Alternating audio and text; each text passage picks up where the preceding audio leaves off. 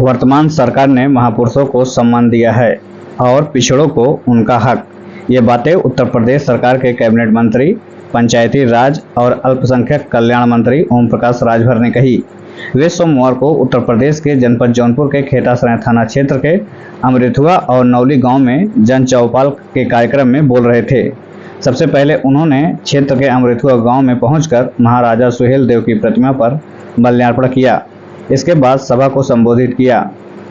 इसके पश्चात उन्होंने नौली गांव पहुंचकर जनसभा को संबोधित किया। सुनिए क्या कहा। जो बंद दरवाजा है पिछड़े समाज के लोगों, जो तेरा बंद दरवाजा है उसी दिन ताला खुलेगा और आपके बीच से निकल करके सिपाही, आपके बीच से निकल करके दरोगा, आपके बीच से निकल करके लेखपाल, आपके BDO, CDO, engineer, doctor, master बनने का रास्ता साफ होगा। साथियों, इस बात को हम ले जाकर देश के प्रधानमंत्री जी के सामने आप लोगों के सहयोग से पहुंचा दिया। ये बात वहां पहुंचा दिया, काम चालू है। जो बात मैंने पहले कहा था, एक दिन में नहीं, एक दिन जरूर होगा और वो टाइम आ रहा है। जब हम लोग किसी नवली गांव में जब हेलीकॉप्टर से आए थे, उसके पहले भी कई सभाएं हम लोग किए थे, चाहे जूनियर हाई स्कूल का मैदान हो, चाहे कहीं हम लोग करते थे तो कहते थे कि जब तक हम लोगों की जातियों की गिनती नहीं होगी, छोटी छोटी जातियों की, तब तक हिस्सा नहीं मिलेगा। हम बधाई देते हैं देश के प्रधानमंत्री को कि हम लोगों की बात को कोविंद जी के नेतृत्व में 5 सदस्यीय टीम ने समीक्षा भी कर लिया है।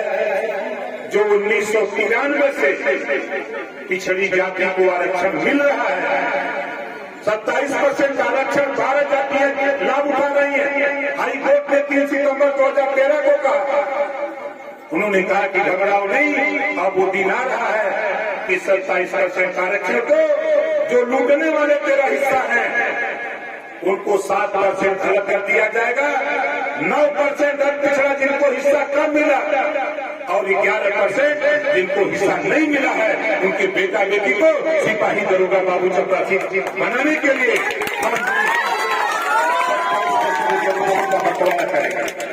जो डिग्रियां पढ़नी रही वो नौकरियों में जाए और जाकर के उनको हिस्सा मिलेगा। तेरा हिस्सा लूटा जा रहा है। ऐसा में हमसे ज्यादा वही चीज रहा है जो आपका हिस्सा लूट रहा है। बहुत बोलो तुम, घबरा मत, खावत है चुनाव। अभी तो हम लोग कुछ नहीं कर रहे हैं, अभी तो हम लोग अपना ध्यान बिहार में लगाए। एक तो एक गांव अमृतपुरा था, वहां के लोग पहुंच गए। हमारे यहाँ कई नेता जी भेद दिन होगा आ जाता है, हमके चलो आ जाते हैं। जब हम इधर आते हैं शाहगंज, हमको नवली याद आता है, हमको सरहद याद आता है। हम कहते हैं, हमने कहा भाई अपने नेताओं से कि भाई देखो नवली के लोगों को थोड़ा देखो, बताओ सोलर पैनल लगेगा। सोलर पैनल लगाने में यदि 10,000 रुपया लगेगा तो 7,500 रुपया केंद्र और प्रदेश सरकार देगी। 2,500 रुपया लगाकर सोलर पैनल लगा लो, 1 रुपया बिजली का बिल नहीं दे सकेगा। ये प्रधानमंत्री जी करके आए। हम आपके गांव में 10 कदम चल के आए। अब नवली गांव से 10 नौजवान अपने ब्लॉक में चल के जाओ। कोई कंपनी एथराइज होगी जो आपके छत पर सोलर पैनल लगाने के लिए, आप अपने बीडीओ से मिलो, एडीओ से मिलो, उनको बताओ, वो बता देंगे। उस एजेंसी से बात करो, वो फॉर्म भर देंगे, आप 25% धन जमा कर देंगे।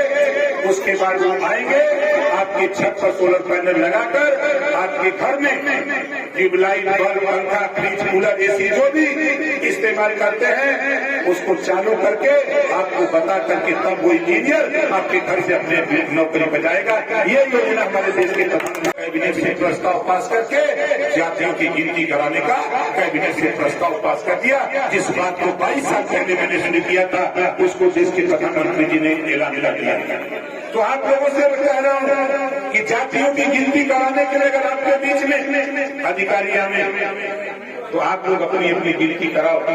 देखो कल तक तेरी गिनती नहीं थी, कल तक तक राजभर समाज की गिनती नहीं, नाई और बाल प्रजापति बिंद की गिनती नहीं, केवट मल्ला की गिनती नहीं, आरक अकबरसी बंजारा बहलिया खगार की गिनती नहीं, जुलाब अंसारी की गिनती नहीं। इस नाते साथियों आज पूरे देश में अगर राजनीति शुरू हो गई, भारतीय समाज पार्टी महाराजा सुहेलदेव जी को लेकर जब हम लोग निकले तो पूरे देश में राजनीति अगर आज हो रही है तो पिछड़ों को लेकर के राजनीति हर पार्टी की ला रही है कि पिछड़ों का वोट चाहिए तो पिछड़ों को अधिकार भी चाहिए, पिछड़ों को अधिकार चाहिए।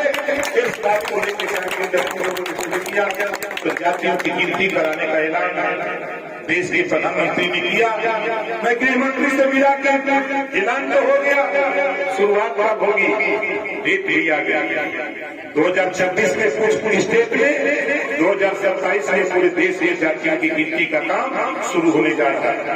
तो जो लड़ाई हम लोग वहां शुरू किए, हम लोग जब गांव में आते थे तो गांव में जब हम पूछते थे मिलते थे तो लोग कहते थे कि नेताजी बिजली का बिल बहुत आ रहा। हर गांव से 25 ऐसे परिवार का चयन कराया जो बेचारे मड़ई में रहते हैं, जिनके पास रहने की छत नहीं, शौचालय नहीं, ऐसे परिवार का चयन हर गांव से 25 परिवार और पूरे प्रदेश से 15 लाख परिवार को एक साल के अंदर हम आवास, शौचालय, pension, ration card, Ayushman card, साल भर में 1.25 लाख रुपया कमाने के लिए रोजगार और 15 लाख परिवार को निःशुल्क शिक्षा हम देने का काम करने जा रहे हैं एक साल के अंदर। हम अपने विभाग के माध्यम से एक साल में देने जा रहे हैं। तो 33 महिलाएं, 1/3 महिलाएं अब जीत करके लोकसभा विधानसभा में जाएंगी, अपनी लड़ाई शुरू करेंगी। इस नाते आपसे कह रहा हूं कि आपके घर में जो बहू पढ़ी लिखी हो, आपकी बेटी पढ़ लिख रही है, उसको राजनीति में ले आओ, भाषण सिखाओ ताकि वो चुनाव सीट रिजर्व हो। तो हमारी आपकी कोई भी बेटी अगर चुनाव जीत के जाए रिजर्वेशन सीट से, तो जब सदन में खड़ा हो, चाहे लखनऊ चाहे दिल्ली, जब खड़ा होकर बोले तो रानी लक्ष्मीबाई की तरह सदन में लड़कारी अपने अधिकार के लिए